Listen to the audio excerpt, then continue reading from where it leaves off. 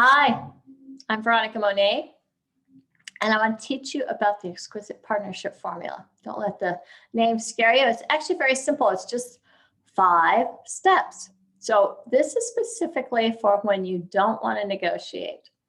Okay, you've got a hard no, but you're afraid that if you say it, if you're really honest about it, you might actually drive a wedge between you and this person that you care about.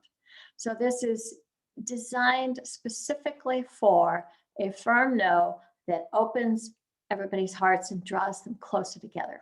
Okay, so I like to talk about sexual requests because those are particularly problematic. There's a way in which we may feel complimented and also frightened at the same time, and then get all tongue-tied and don't know how to respond. So let's just pretend that your partner, somebody that you really love and want to have a sexual connection with, is asked for a particular sexual behavior that you absolutely positively know you don't want to experiment with, you're not at all interested in trying it out. And maybe it's something that you've actually done before and you know for a fact, no, not my thing. So your partner comes to you and they say, hey, there's this thing I've really been wanting to do with you. And you're thinking, oh my God, that actually kind of makes me nauseous or really is a big turnoff. What do I say? How do I not hurt them? So the very first thing you want to do, step 1 of the exclusive partnership formula, is you want to validate them. Okay. And it looks like this. It's kind of like, wow, there are so many people who love doing that. I could totally understand why you might want to do that. So see, we're really humanizing them. We're not putting them off in some corner where we're shaming them or rejecting them. We're just saying, yeah, lots of people like that. I totally get it. You know, it helps that person feel at ease. There's a place that probably was kind of frightened inside them. And now they're like, oh, I feel safe. So we're creating safety. Step 2, we're going to appreciate. We want to appreciate the fact that your partner wanted to tell you about this, trusted you with this, and actually wants to do it with you. I mean, really, seriously, they could have lied, hidden about it, done it with somebody else, or just kept it inside. And instead, they're really making a bid for connection and intimacy here.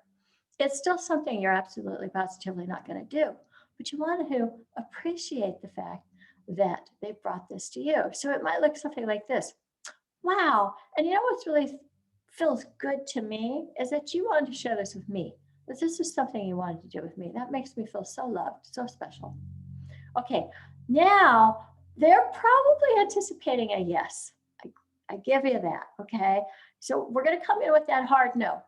And it's real simple. It's not negotiable. It doesn't him or ha or so maybe someday. It just simply says, and I absolutely positively never want to do that. I'm really clear on that. It's just not for me. At that point, your partner's probably the bottoms fall out. They're like, oh, what? What? I thought you were going to say yes. Okay. So it's real quick. It's kind of like ripping a Band-Aid off real quick. Just get it over with. And then immediately move to step 4, which is a redirect. And the redirect is you invite them to do something else.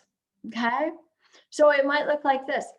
However, there is something I've been dying to try with you. Would you like to know about it? So you're asking permission to share your thing with them, something that you'd really like to do.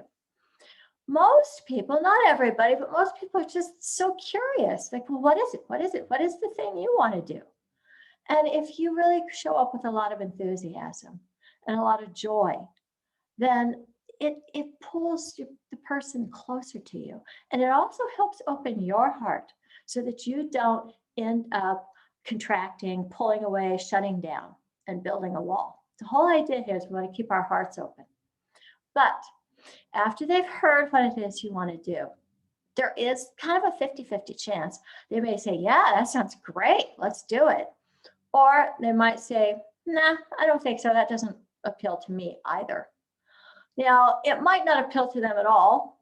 That might be their authentic truth. Or they might be feeling a little pouty about now because you just said no to their thing. And that's okay. Don't get caught up in trying to parse that out. Just accept their no. That's what you wanted from them, for them to accept your no. So be prepared to give that back. Okay, I hear that doesn't work for you either. Step 5, last step in this process, and you may never get to step 5 if step 4 goes well. But if you get to step 5, it looks like this. It's just called an invitation to partnership. So, I'm hearing that I don't want to do what you want to do. I'm hearing that you don't want to do what I want to do. And that's perfectly okay. I know we love each other so much. I am sure that we can find something that we both want to do.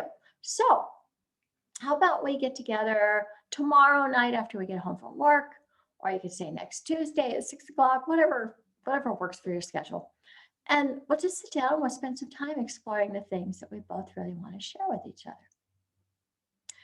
So this really works with couples. I know this because I teach it to the couples that I coach all the time.